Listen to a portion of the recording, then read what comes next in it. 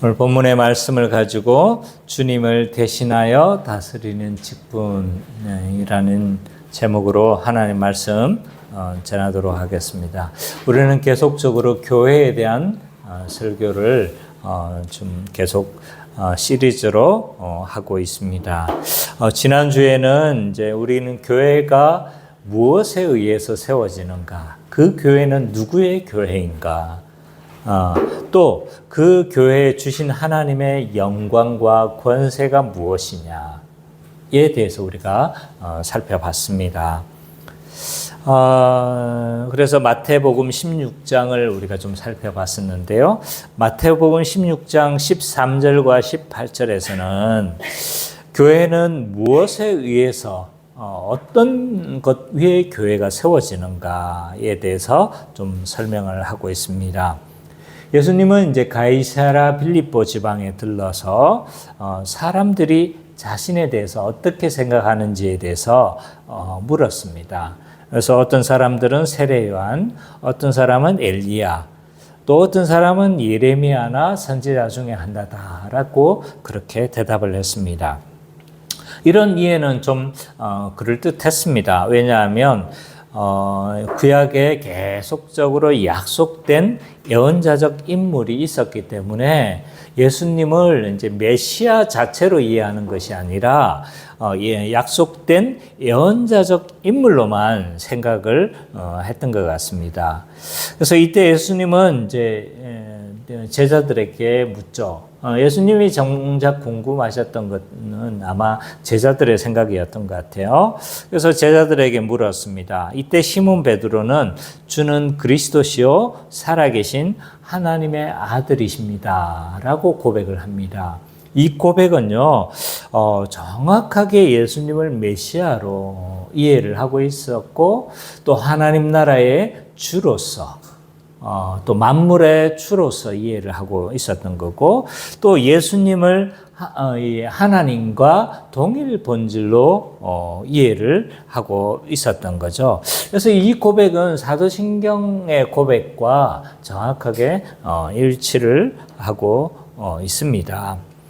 그래서 이 예수님은 이 제자들의 신앙 고백 위에 자신의 교회를 세우시겠다라고 말씀하고 있는데, 그래서 이 말씀을 통해서 교회는 무엇 위에 세워지는가, 교회는 어떤 터 위에 세워지는가라고 했었을 때, 예수 그리스도를 주님으로 모시고 메시아와 구원자로 아는 그 고백 위에 교회를 세우시겠다. 또 다른 말로 말하면 거듭난 중생자가 참된 교회의 구성원이다 라는 것을 우리는 알 수가 있습니다. 그러면서 18절과 20절에서는요, 이러한 교회에 하나님이 주시는 권세가 무엇인지를 설명을 하고 있습니다. 크게 두 가지로 약속을 하고 있어요. 하나는 엄부의 권세가 교회를 이기지 못할 것이다 라고 약속을 하죠.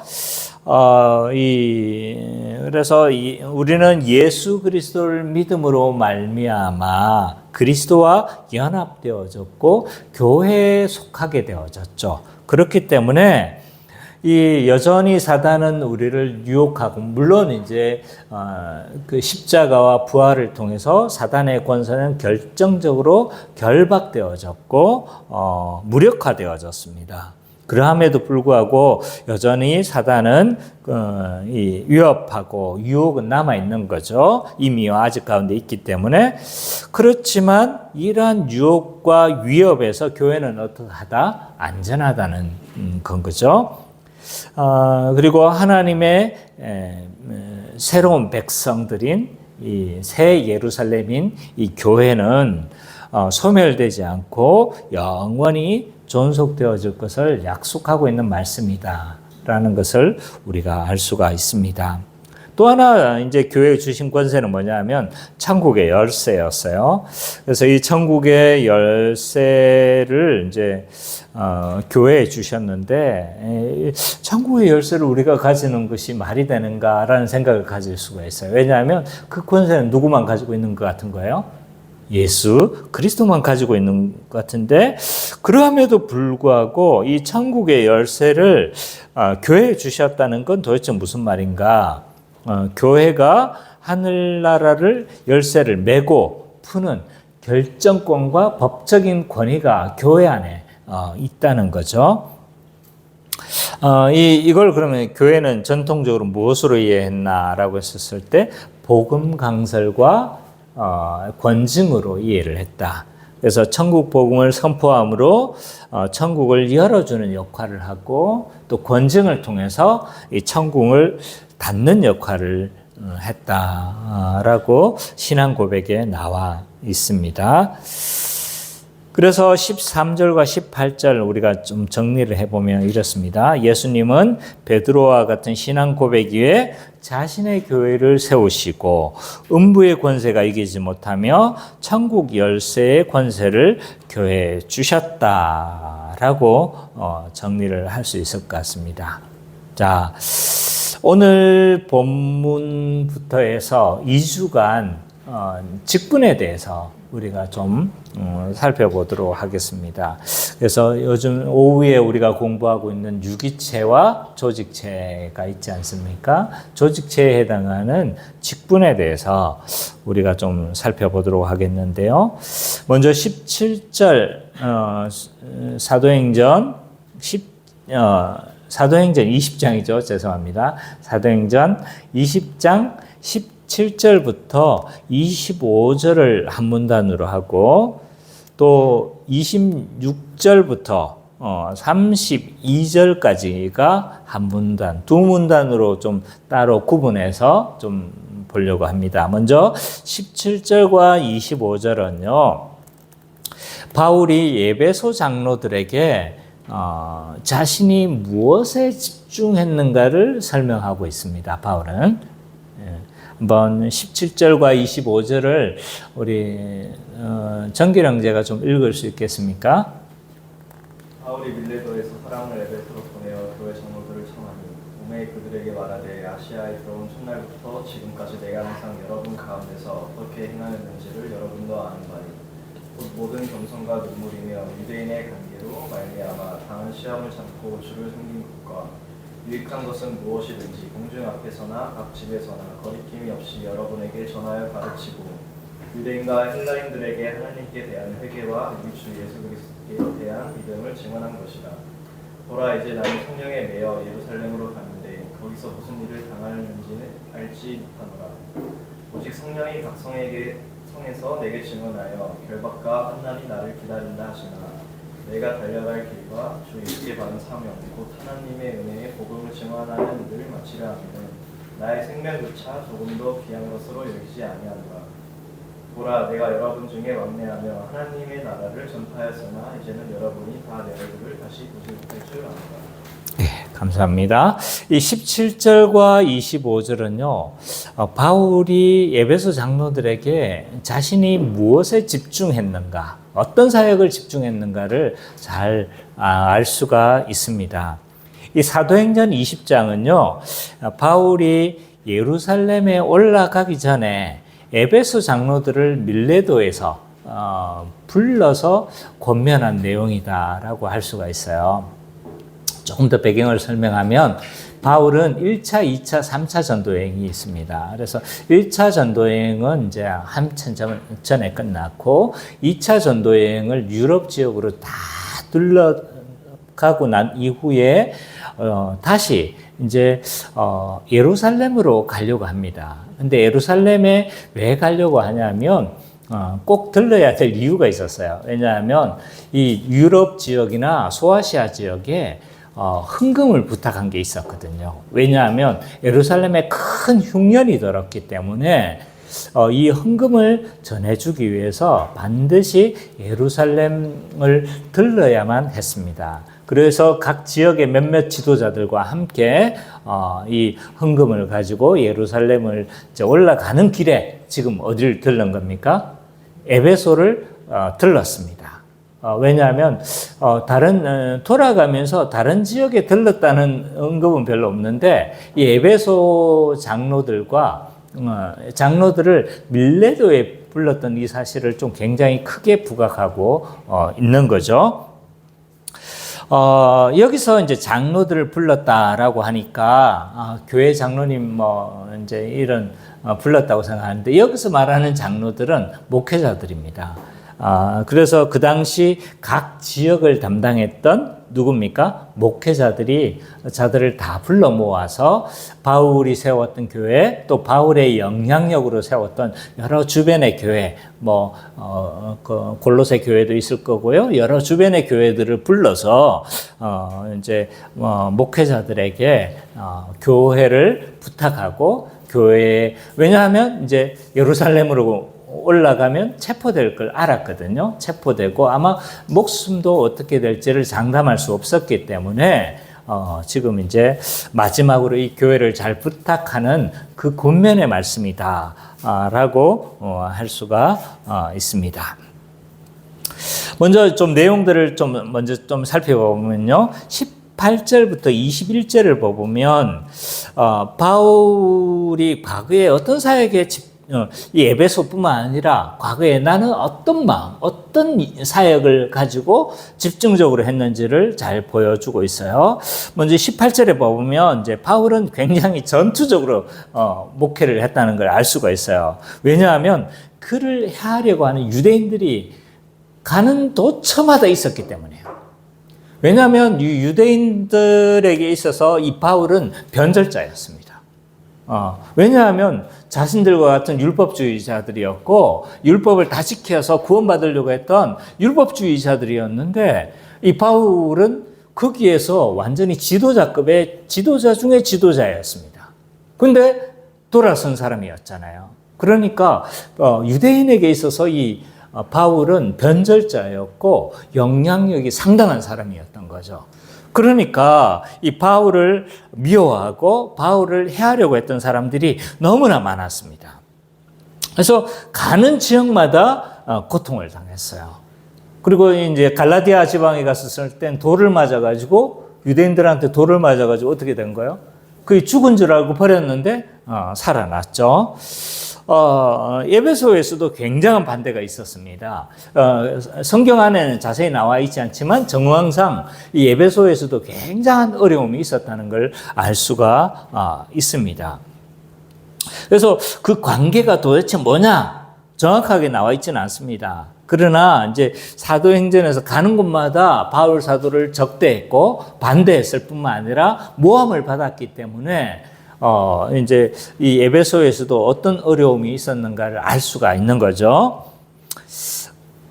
그리고 이제 20절을 보니까 이 바울이 에베소 교회에서 무엇에 전념했나 쭉 설명을 하고 있죠. 유익한 것은 무엇이나 공중 앞에서나 집에서나 유익한 것은 다 전하고 다 가르쳤다라고 이야기를 하고 있는 거죠. 여기서 유익한 것은 뭘까요?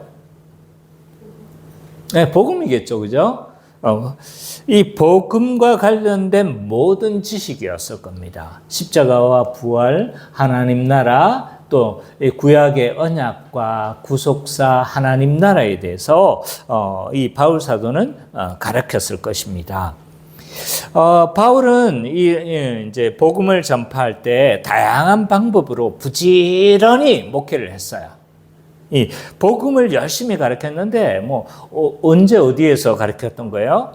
공중이나 집에서 가르쳤다. 공중에서 가르쳤다는 건 공적인 모임에서 가르쳤다는 거예요. 그래서 또 집에서는 사적인 모임에서도 이 가르치는 걸 포기하지 않은 거죠. 그래서 만나기만 하면 뭐 했던 거예요? 복음을 가르치고 복음에 대해서 설명하고 복음을 나누고 이랬다는 것을 알 수가 있습니다. 그래서 바울은 열심히 가르쳤어요. 나중에 좀 어느 정도 열심히 가르쳤는가를 좀 뒤에서도 좀 이따 설명하겠지만 열심히 가르쳤어요. 그래서 잊어질 수가 없을 정도로 가르쳤던 거죠. 그래서 교회의 4대 속성이 뭡니까? 하면 잊을 수 있습니까? 정길 형제, 교회 4대 속성이 뭐예요? 우리 교회에서 제일 지금 나중에 온 형제인데. 보편성. 통거, 보사. 그죠? 그러니까 온지 얼마 되지 않았는데도 뭐 합니까? 그냥 될 수 있을 정도인 거예요. 그래서 이게 잊을 수가 없을 정도로 계속적으로 반복을 했고, 또 모호하지 않도록 굉장히 설명을 많이 했던 겁니다. 자세하게 설명을 했던 거죠. 그래서 어느 정도 이제 열심히 가르쳤나, 어느 정도로 가르쳤나를 봐보니까 그는 거리낌이 없을 정도로 가르쳤다라고 이야기를 해요. 이 거리낌이 없을 정도다라는 건 뭐냐? 후회함이 없이 말씀 그대로 가르쳤다는 걸 말한 거죠. 이 거리낌이 없을 정도로 예를 한번 들어보면, 이 말씀을 가르치다 보면 어떨 때는 전하지 않는 것을, 말씀을 어떨 때는 다 말하지 않을 수 있는 거죠. 왜냐하면 싫어하는 메시지가 있을 수 있잖아요.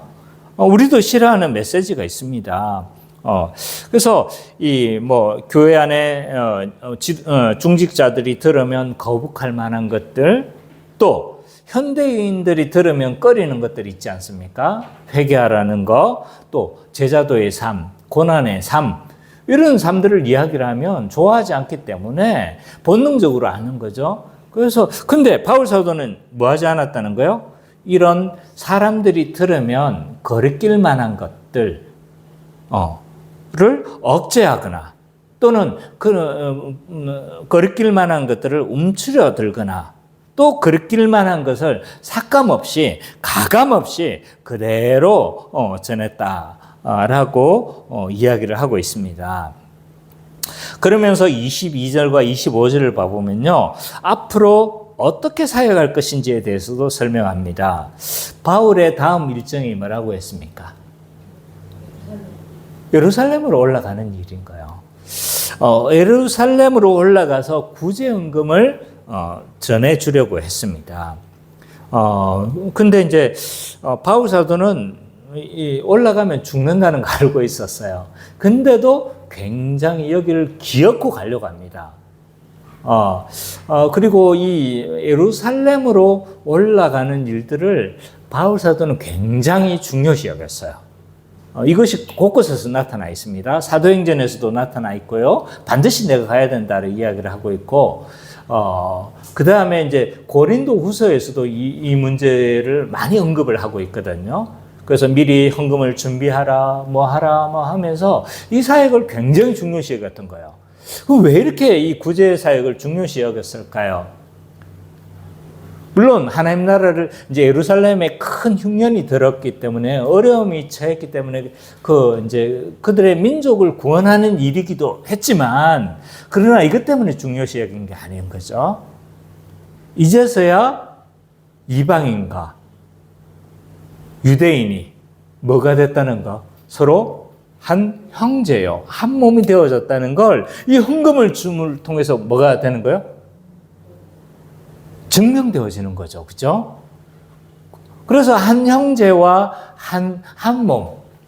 물론 각 지역교회를 단위로 하지만, 그러나 우주적인 한 몸과 한 가족이 되어졌음을 이것을 통해서 굉장히 좀 확인하려고 했던 것 같아요. 그래서 이 바울 사도는 이 예루살렘으로 올라가려고 했던 것들을 굉장히 중요시 여겼습니다. 근데 이제 예루살렘에 올라가면 환난과 결박을 당할 것을 알고 있었어요. 왜냐하면 지나오는 지역마다 그곳에서 하나님께서 뭘 보여주신 거예요? 올라가면 환난과 고난을 당할 것이다. 자, 그 앞에서도 아마 있었던 것 같아요. 그죠? 왜냐하면 각 성에서 들렀을 때마다 그랬다고 했잖아요. 그죠? 근데 바로 뒷장에서도 이거에 대해서 계속 경고하고 있어요. 한번 볼까요? 21장 4절 한번 봅시다. 21장 4절에 또 뭐라고 하고 있습니까? 한번 같이 읽어보죠. 시작. 찾아 거기서 이래를 머물더니 그 제자들이 성령의 감동으로 바울들어 예루살렘에 들어가지 말라 하더라. 왜냐하면 고난과 핍박이 기다리고 있기 때문에 그죠? 그 뒤에 10절 11절 한번 봅시다. 10절 11절 시작.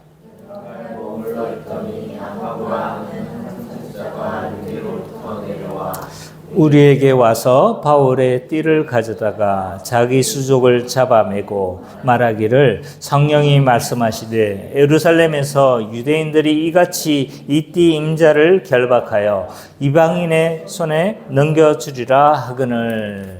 계속적으로 이게 이제 바울의 체포와 여러 가지 어려움 당하는 것에 대해서 지금 경고가 되고 있는 거죠. 그러함에도 불구하고 이 바울은 어떻게 합니까? 결박과 환난이 기다리고 있지만 자기의 생명을 조금도 귀한 것으로 여기지 않겠다 라고 하면서 바울 사도는 기어코 예루살렘에 올라가려고 하는 거죠. 바울은 무엇에 목숨 걸고 있는 겁니까? 지금 은혜의 복음 전하는 일들에 있어서는 자기의 목숨을 조금 더 귀한 것으로 여기지 않으려고 하는 거죠. 바울 사도는 무엇에 전념했습니까? 복음을 전하는 일에 거리낌 없이 전했을 뿐만 아니라 잊혀지거나 모호함 없이 자세하게 가르쳤을 뿐만 아니라 이것을 전하는 일들에 목숨을 귀하게 여기지 않을 정도로 이 바울 사도는 복음을 전하는 일에 전력을 다했다. 전심전력을 다했다라는 것을 우리는 알 수가 있습니다. 그러면서 26절과 32절에서는요, 복음을 맡은 장로들의 사역의 자세가 어떠해야 되는지를 좀 설명하고 있는 거죠. 이 선미자매가 한번 좀 읽어주십시오. 그러므로 오늘 여러분에게 증언하거니와 모든 사람의 피해게 하여 내가 기쁘다니 이는 내가 꺼리지 않고 하나님의 뜻을 다 여러분에게 전하였습니다. 여러분은 자기를 위하여 또는 온 양떼를 위하여 상가라. 성령이 그들 가운데 여러분을 감독자로 삼고 하나님이 자기 피로 사신 교회를 보살피게 하셨느니라. 내가 떠난 후에 사나운 이리가 여러분들에게 들어와서 그 양떼를 아끼지 아니하며 또한 여러분 중에서도 제자들을 끌어 자기를 따르게 하려고 어그러진 말을 하는 사람들이 일어날 줄을 내가 아노라. 그러므로 여러분이 깨어 내가 3년이나 밤낮 쉬지 않고 눈물로 각 사람을 훈계하던 것을 기억하라. 지금 내가 여러분을 주와 및 그 은혜의 말씀에 부탁하노니 그 말씀이 여러분들을 든든히 세우사 거룩하게 하심을 입은 모든 자 가운데 기억이 있게 하시리라. 26절과 27절을 보면요, 바울이 어느 정도로 복음에 충성했는지를 잘 보여줘요. 앞에서도 거리낌 없이 전했다라고 이야기를 하는데 26절, 27절 봐보면 그러므로 오늘 여러분에게 증언하노니 모든 사람의 피에 대하여 내가 깨끗하니 이는 내가 꺼리지 않고 하나님의 뜻을 다 여러분에게 전하였습니다 라고 이야기를 하고 있는 거예요. 어느 정도 열심히 증언했느냐? 모든 사람의 피에 대해서 내가 깨끗하다라고 이야기를 하는 거예요. 이게 무슨 말인가 조금 헷갈릴 수 있습니다. 이 말씀은요, 이 에스겔 33장 1절과 10절의 말씀을 자신에게 적용시키고 있습니다. 그게 이제 에스겔서를 봐보면요, 파수꾼으로 세움받은 자가 침입을 알렸어요. 그러면, 책임이 있는 겁니까? 없는 겁니까? 없는 거죠. 근데 침입을 알리지 않으면 누구에게? 파수꾼이 책임이 있는 거고 그 파수꾼이 그 핏값을 누가 받아야 되는 거예요? 이 모든 멸망의 핏값을 파수꾼이 받아야 되는 거죠. 근데 바울은 이 복음의 파수꾼으로서 어떻게 하다는 거예요? 하나도 모호하게 가르치지 않았고 충분하게 가르쳤으며 모든 사람이 알아먹을 수 있을 정도로 자세하게 다 가르쳤다는 거예요. 그러니까 어떤 책임이 없는 거예요? 그 핏값에, 다른 사람의 핏값에 대해서 내가 책임이 없다. 저 사람이 지옥 간다 하더라도 뭐 할 책임이 없다. 나에게는 뭐 하다는 거예요? 책임이 없다는 거예요. 그 정도로 이 바울 사도는 자세히 가르쳤고 확실하게 가르쳤다라는 것을 알 수가 있습니다. 그러면서 28절과 32절에 보니까 바울은 에베소 장로들에게 어떤 자세로 사역할지를 권면을 하고 있습니다. 바울은 먼저 이 온 양떼를 위해서 삼가하라 그렇게 권면을 하고 있죠. 삼가하라는 뜻은 크게 두 가지로 말을 할 수가 있어요. 하나는 뭐냐면 전념하라 라는 뜻이에요. 전념하라. 장로의 주요 직무는 뭡니까? 주님을 대신해서 그 주님의 통치를 대리하는 직분이 누굽니까? 장로다라고 할 수가 있습니다. 그래서 이 장로의 직은 마치 목자와 같고 그래서 아버지와 같은 그런 역할을 하는 거죠.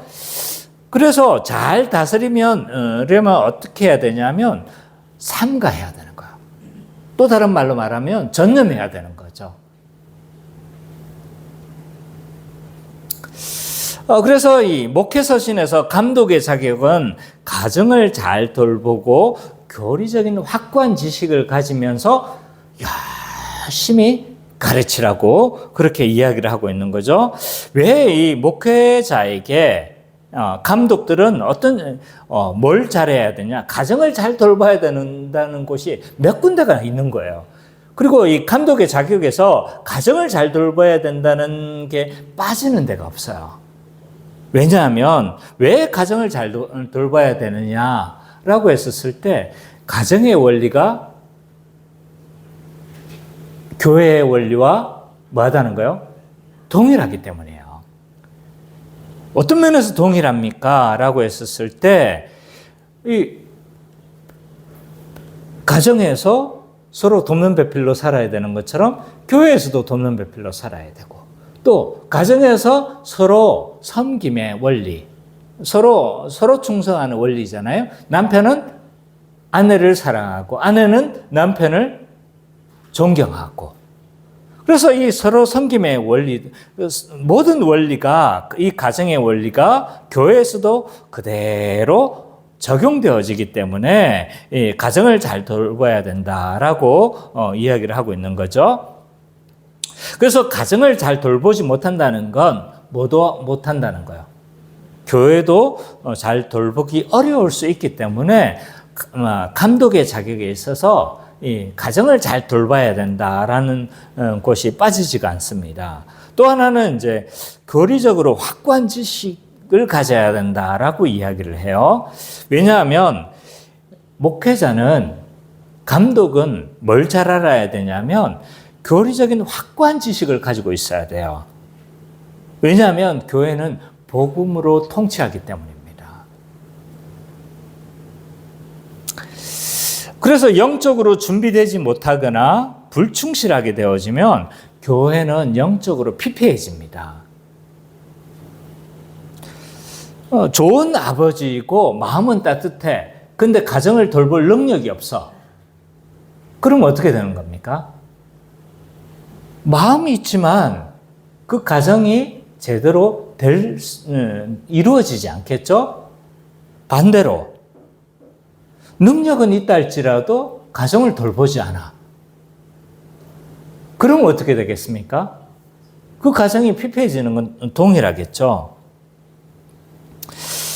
그래서 이 교리적으로 확고한 지식을 가지고 이 장로들은요, 교리적으로 확고한 지식을 가지고 이 하나님이 맡겨주신 이 영혼들을 어떻게 해야 됩니까? 전념해야 되는 거죠. 바울은 또한 이 온 양떼를 위해서 삼가하라라고 권면을 합니다. 아까 삼가하라는 뜻이 전념하라는 뜻도 있는데 또 하나는 주의하라는 뜻도 있습니다. 교회의 역사는요, 사나운 이리와 같은 이 거짓 선지자들의 등장의 역사다. 거짓 선지자가 존재하지 않았던 적이 없습니다.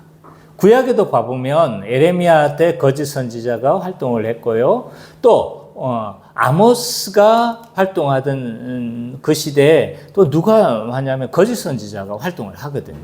이름을 내가 까먹었는데, 예, 거짓 선지자가 활동하지 않았던 때가 없습니다.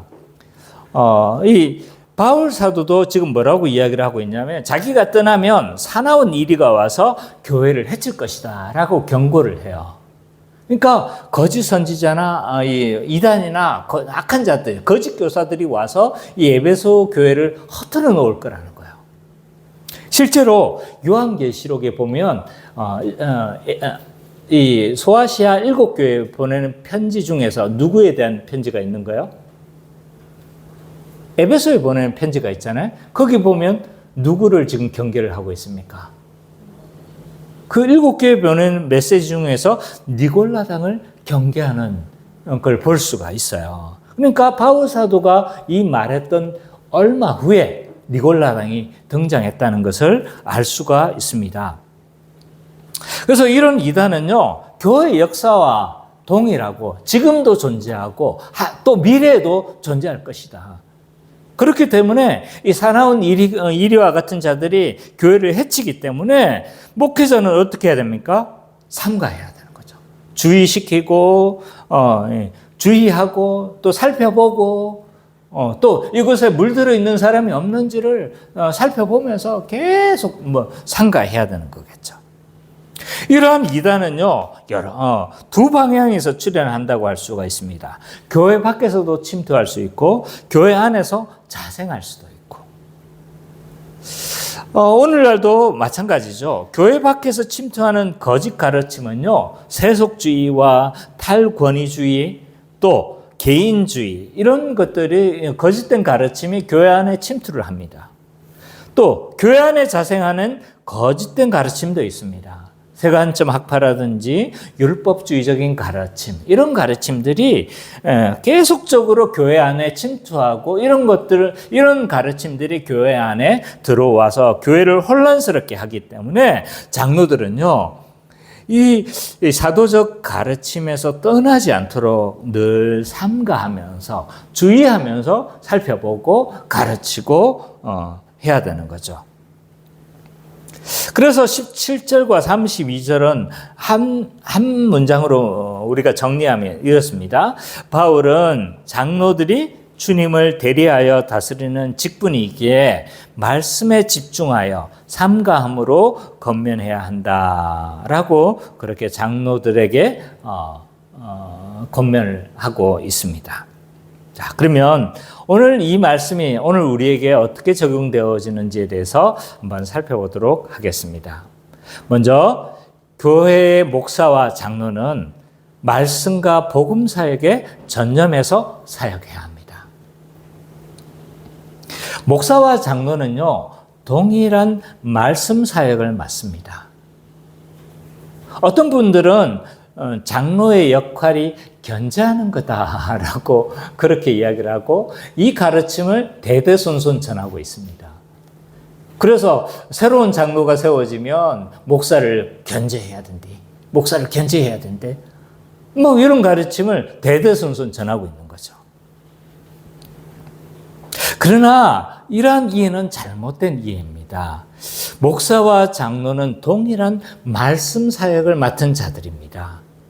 물론 목사가 현저하게 이상한 짓을 하면 어떻게 해야 됩니까? 견제를 하고 막아서야 합니다. 이상한 짓을 해. 거짓된 가르침을 가르쳐. 예수가 주가 아니고 내가 주다. 이러면 어떻게 해야 되는 거예요? 장로가 막아서야 되는 거예요. 그때는 견제해야 되죠. 그러나 장로의 기본적인 역할은요, 목사와 동일한 말씀 사역에 있다는 사실을 알아야 합니다. 그렇기 때문에 장로는 말씀을 몰라도 되는 게 아닙니다. 말씀에 목사와 더불어서 가장 그 교회 안에서 가장 뭐 해야 된다는 거예요? 말씀에 능통해야 됩니다. 그래서 목사와 장로는요, 동일하게 말씀 배우기를 멈추지 않아야 합니다. 그래서 나는 충분하게 배웠으니 이제는 그만 배워도 돼. 이런 생각은요, 굉장히 잘못된 생각입니다. 우리 교회 모든 성도들은 배우기에 힘써줘서 너무나 감사합니다.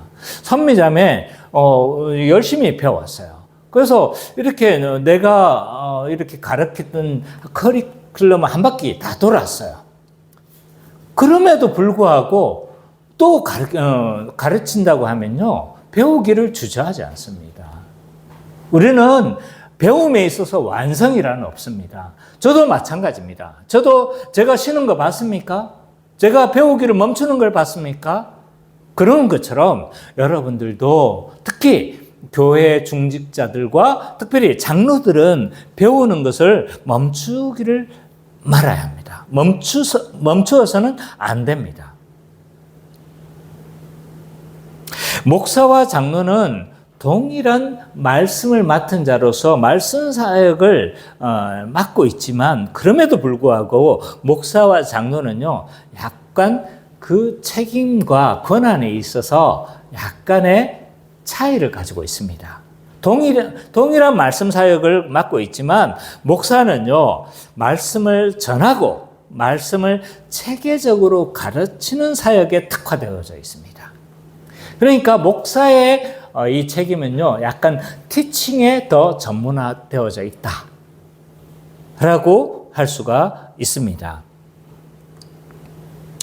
그래서 이 성도들에게 복음의 진리를 체계적이고 깊이 있게 이해를 해야 성도들에게 어떻게 하겠습니까? 잘 가르치겠죠. 내가 이해하지 못하면 어떻게 될까요? 내가 복음 사역을 이해하지 못하면 여러분들이 들으면요, 무슨 말인지 몰라요. 그래서 어떤 교수님이 막 뭔가를 열심히 설명하고 있어. 물론 그 지식이 어려워서 이해하기 어려울 수도 있지만 대부분의 경우는요, 그 교수도 잘 이해를 못하고 있다. 그래서 자기가 그냥 알고 있는 것, 책에서 봤던 것들을 그냥 그대로 전하려고 하는데 이 사람도 체계화가 되어 있지 않기 때문에 뭐 하지 못하는 거예요? 전달을 못하는 겁니다. 그렇기 때문에 이 목사는요, 이 진리를 체계적이고 깊이 있게 이해해서 한마디로도 설명할 수 있을 정도로 잘 설명을 해야 되는 거죠.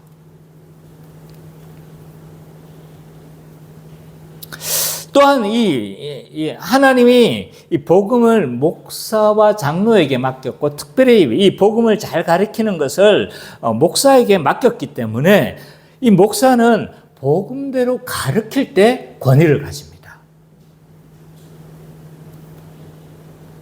왜냐하면 하나님이 그 복음을 누구에게 맡겼습니까? 목사에게 맡겼기 때문입니다. 장로는요, 약간 차이가 있습니다.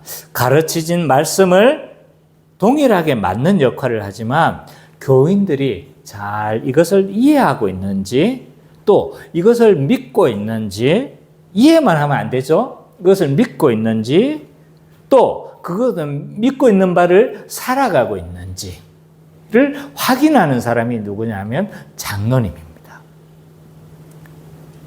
그러니까 이 장로님은요, 복음도 잘 알아야 되지만 열심히 있어야 돼요. 그래서 부지런히 살피고 특별히 신방도 열심히 해야 합니다.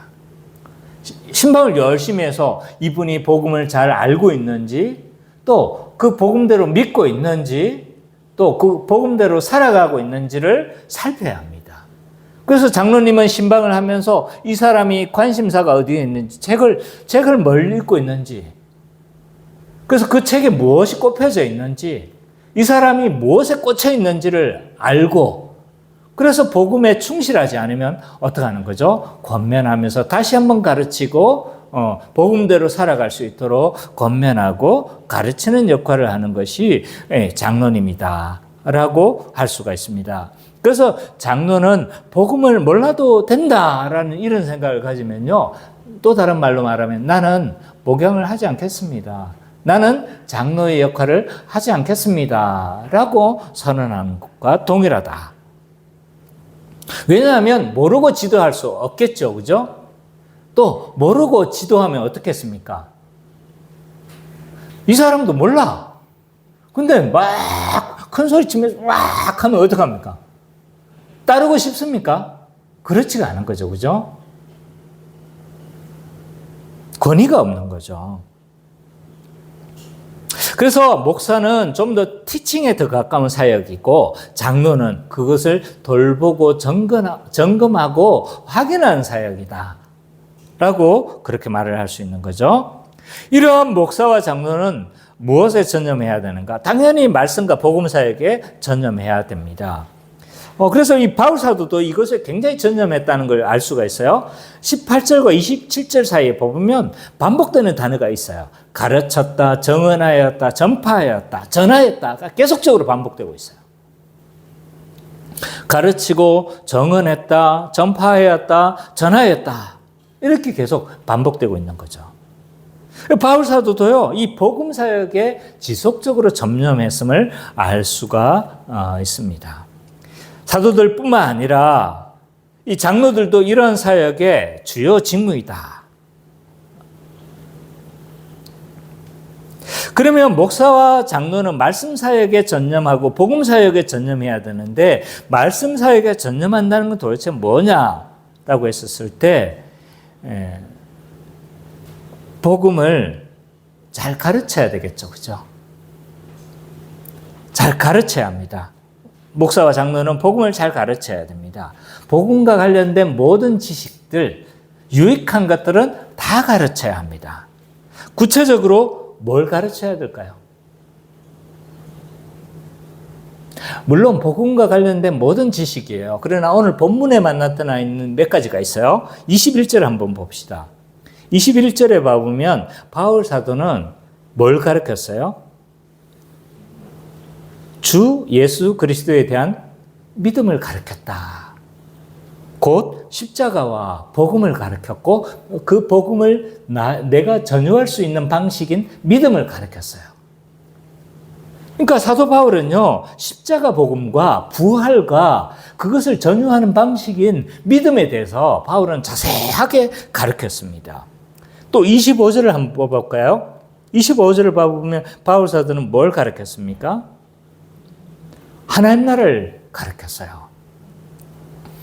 그래서 이 창조 때 하나님께서 무엇을 창조하셨는지, 타락으로 인해서 어떤 일이 일어났고 회복을 통해서 하나님 나라가 어떻게 회복되어졌는지, 예수 그리스도의 십자가와 하나님 나라가 어떤 관계를 맺고 있는지, 또 이 하나님 나라가 어떻게 완성되어질 것인지에 대해서 바울 사도는 아마 자세히 가르쳤을 겁니다.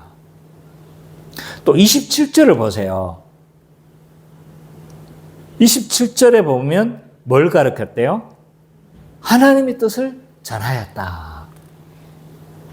계시된 하나님의 뜻들 많을 거예요. 뭐 십계명도 하나님의 뜻이고, 주기도문 그 당시에는 사도신경이 없었겠네요. 그죠? 이런 것들을 열심히 가르쳤을 겁니다. 그래서 신자들에게 유익한 것이라면 복음과 관련된 모든 유익한 것들을 다 가르쳤다. 잊어버리지 않고 모호하지 않도록 반복되게 자세하게 풍성하게 이렇게 가르쳤을 겁니다. 그래서 사실은요, 이 복음을 까먹는단 말은 말이 안 되는 거예요. 우리가 하도 들었기 때문에, 하도 반복되어졌기 때문에 이 복음을 자유자재로 우리는 말할 수 있어야 돼요. 제가 좀 반가웠던 소식은요, 성민이가 어젠가 아닌가 친구한테 복음을 전했다는 이야기를 들은 거예요. 그런데 친구가 시험에 떨어졌잖아요. 알다시피 시험에 떨어졌어요. 아는지 모르겠지만. 근데 성민이는 시험에 떨어진 걸 보고 소망을 본 거예요. 다음에 치면 합격할 수 있겠구나. 너무 긍정적인지 모르겠지만, 어쨌든 소망을 본 거예요. 근데 친구는 뭐 한 거예요? 절망을 본 거예요. 그래서 빵 쳤는데 손이 부러진 거예요. 부러진 게 아니고 거미 같대요. 근데 그 친구한테 그걸 계기로 해서 복음을 전한 겁니다. 그러면서 어떤 복음을 전했냐면, 내가 듣기로는 그런 거예요. 가족과 같은 교회와 관련된 복음을 전한 거예요. 그래서 너 친구가 널 지지해주고, 널 끝까지 믿어주고, 널 사랑해줄 수 있는 사람이 몇이나 되냐? 라고 이야기를 하면서, 교회가 들어온다는 건 그런 의미다. 늘 끝까지 지지해주고 한 가족처럼 늘 끝까지 사랑하고 믿어주는 사람이 생기는 것 같다라고 이야기를 하면서 거기서 뭘 본 거예요? 끈을 잡고 복음을 전한 거예요. 어떤 아마 계기가 있었겠죠? 그걸 가지고 복음을 전했던 겁니다. 우리는 이 정도가 돼야 되는 거예요. 뭐 성민이가 그랬다는 게 우리가 다 그 정도는 돼요. 성민이 정도는 수준이 되잖아요. 안 됩니까? 예, 다 되지만 자유자재로 우리는 복음을 전할 수 있어야 돼요. 그래서 이런 관점에서 전하고 타락의 관점에서도 복음을 전하고 창조의 관점에서도 복음을 전하고 교회적 관점으로 복음을 전하고 어떤 관점으로도 복음을 설명할 수 있어야 된다고 저는 생각을 합니다. 그래서 복음을 잊어먹을 수가 없는 거죠. 어떻게 복음을 잊어먹을 수가 있는 거예요?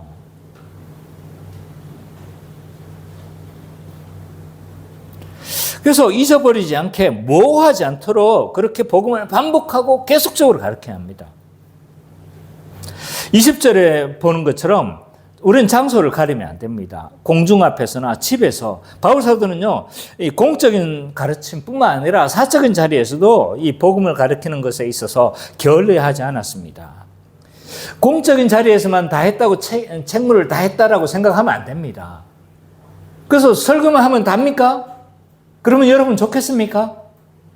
아닌 거죠, 그죠? 사적인 자리에서도 우리는 복음을 가르치고 복음대로 살도록 그렇게 권면해야 합니다. 그래서 그 삶에서 하나님의 성령의 열매가 맺어지도록 끝까지 우리는 서로 권면하며, 그래서 교회의 모든 장이 뭐의 장이 되어야 됩니까?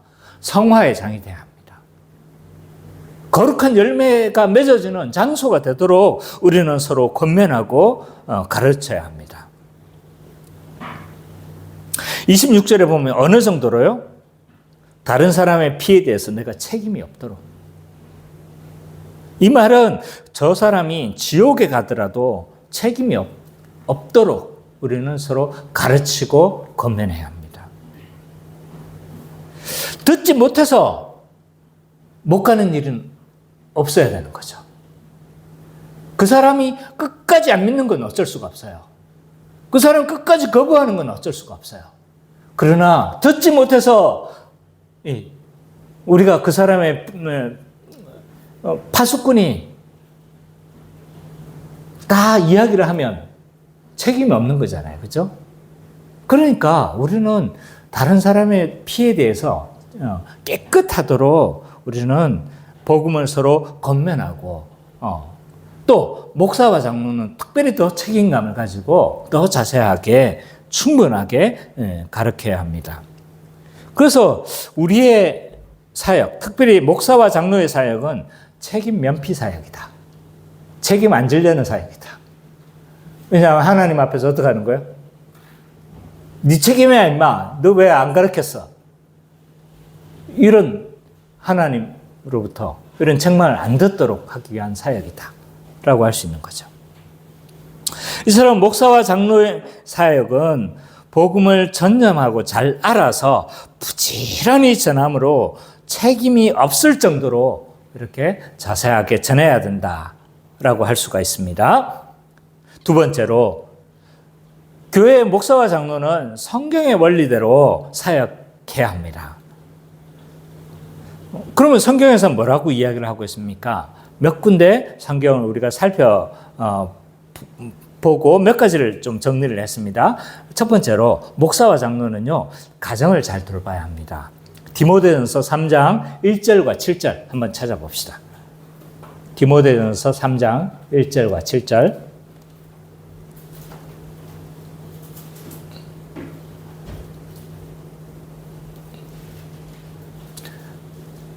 예지가 한번 읽어주세요. 디모데전서 3장 1절과 7절. 부다인 말이여 사람이 감독에 작품을 얻으려 하는 하나님을 사모하는 것이라 함이로다. 그러므로 감독은 충고할 것이 없으며 하나님의 남편이 되며 절제하며 신중하며 단정하며 나그네를 대적하며 가르치기를 잘하며 술을 즐기지 아니하며 불타하지 아니하며 오직 간용하며 나쁘지 아니하며 돈을 사랑하지 아니하며 자식을 다스려라. 자녀들로 모든 공손하고 복종하게 하는 자라야 할지며 사람이 자기 집을 다스릴 줄 알지 못하며 하나님의 계획을 돌보고 뜰에 끼운 작은 얼씬이 교만하여 서서 너에게 정죄하는 그 정죄에 빠질까 하니 또한 외인에게 있어도 선한 증거는 살아야 할지니 비방과 마귀의 음료에 빠질까 염려하라. 예. 이 디모데전서 3장 1절과 7절을 봐보면요. 목사 또는 감독, 장로의 자격을 봐보면요. 가정을 잘 돌봐야 된다는 요구가 참 많습니다. 그래서 한 아내의 남편이어야 된다. 또 뒤에 보면 뭐예요? 자녀들을 잘 가르쳐서 순종하게 하는 자라야 된다. 라는 거죠. 왜 가정과 관련이 많은 자격이 많을까? 왜냐하면 저는 옛날에 왜 이런 여기에 대한 질문도 잘 안 품었지만 이후에 제가 이제 복음을 조금 더 자세히 알아가면서 느꼈던 건 뭐냐면 왜 가정에 대한 이런 요구들이 많을까들을 좀 생각을 해봤어요. 제 나름 얻은 결론은 뭐냐면 가정의 원리와 교회의 원리가 동일하기 때문입니다. 가정도 한 몸으로 여기면서 살아야 합니다. 그렇죠? 부부는 서로 한 몸이잖아요. 그죠? 한 몸으로 살아야 되고, 물론 자식들도 한 몸과 같이 서로 사랑하면서 살아가는 거잖아요. 교회의 원리도 뭡니까? 서로 돕는 배필로 살아가는 것이 교회의 원리고, 교회도 한 몸으로 여기면서 살아가라고 그렇게 이야기를 하고 있습니다. 원리가 똑같아요. 가정이 서로 섬김의 원리가 지배를 합니다. 그래서 아내는 남편에게 순종하라, 순복하라 라고 이야기를 하고 있고, 남편은요, 아내를 그리스도께서 교회를 사랑하듯이 아내를 사랑하라고 그렇게 이야기를 하고 있죠.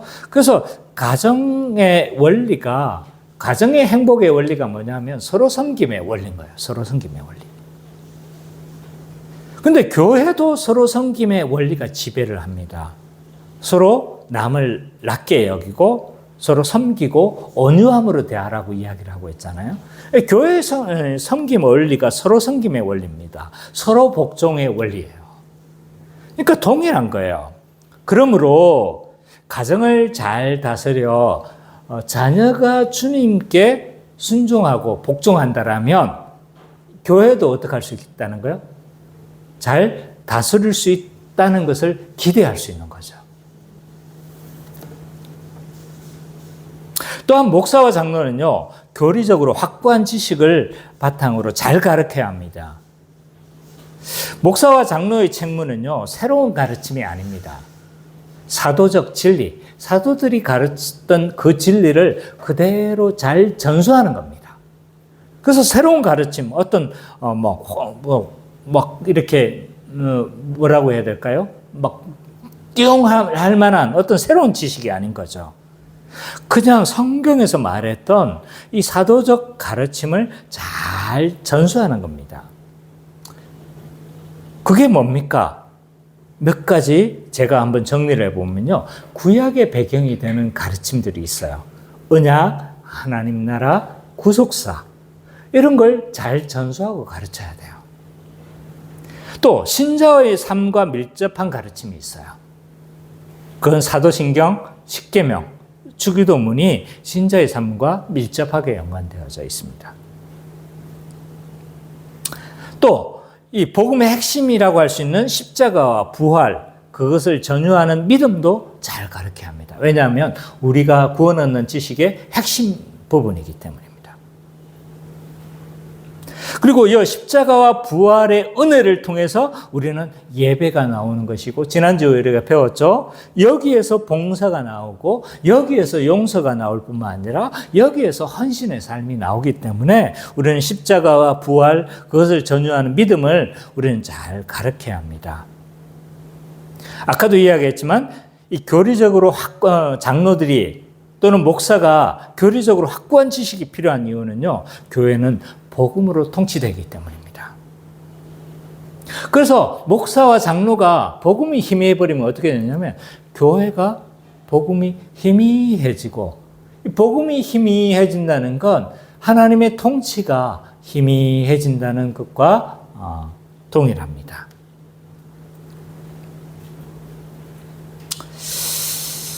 목사는 열정만 있어서 되는 문제가 아닙니다. 왜냐하면 목사가 복음에 대한, 구령에 대한 열정만 있다면 그 열정 때문에 어쩌면 교회가 더 빨리 망하고 더 많은 희생자를 낳을 수가 있습니다. 한번 생각해 보십시오. 의사가 환자를 살리고 싶은 열정이 너무 충만했어요. 근데 의료적인 지식이 없으면 어떻게 될까요? 막 이 사람이 사람을 너무 살리고 싶었어. 배를 쫙 갈랐어요. 근데 어떻게 해야 될지, 어떻게 처치를 해야 될지 모른다라면 그 열정 때문에 사람을 죽이지 않겠습니까? 동일합니다. 영혼에 대한 열정이 있다고 해서 다 되는 것이 아닙니다. 복음에 대한 확고한 지식과 지식이 필요한 거죠. 영적으로 준비되지 못하거나 불충실하게 되어지면 교회는 영적으로 피폐해집니다. 그렇기 때문에 목사와 장로들은 복음에 대한 확고한 지식을 바탕으로 가르쳐야 합니다. 거기에다가 교수법까지, 티칭까지 훌륭하다라면 그 교회는 복됩니다. 제가 이게 부족한 것 같아요. 티칭이 부족한 것 같아요.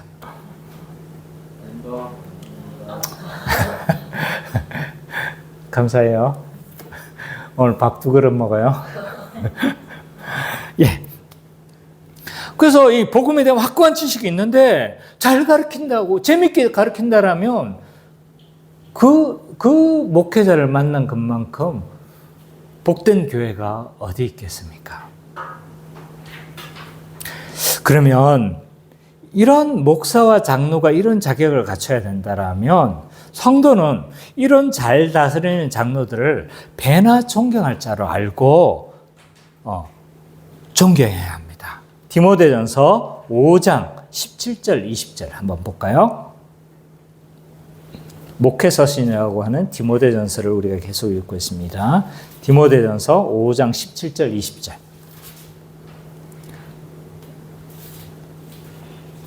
성민이가 한번 읽어주세요.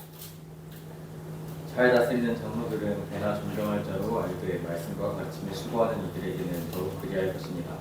성경에 일렀으되 곡식을 밟아 떠는 소의 입에 망을 씌우지 말라 하였고 또 일꾼이 그 삭슬을 받는 것은 마땅하다 하였느니라. 장로에 대한 고발은 도세 증인이 없으면 받지 말 것이요 범죄자들을 모든 사람 앞에서 꾸짖어 나머지 사람들로 두려워하게 하라. 예, 또한 성도는요, 이 잘 다스리는 장로들을 배나 존경할 자로 알아야 합니다. 제가 이런 말을 하기가 참 어렵습니다. 그러나 성경에 나와 있는 가르침을 저는 피하고 싶지는 않습니다. 왜냐하면 목사와 장로가 그 사역이 잘 시행되어지고 이로 인해서 교회가 복된 하나님 나라의 복을 누린다면 그 교회 목사와 장로들을 또한 어떻게 해야 됩니까? 존경할 자를 알고 잘 따르고 존경해야 합니다. 그러면 존경한다는 건 도대체 뭐냐라고 했었을 때 바로 뒤에 뭘로 옮겨지냐면 구약에 그 밭가는 소에게 뭘 씌우지 않듯이 망을 씌우지 않지 않습니까? 왜냐하면 일하고 있는데 먹는 건 충분하게 줘야 된다는 거죠.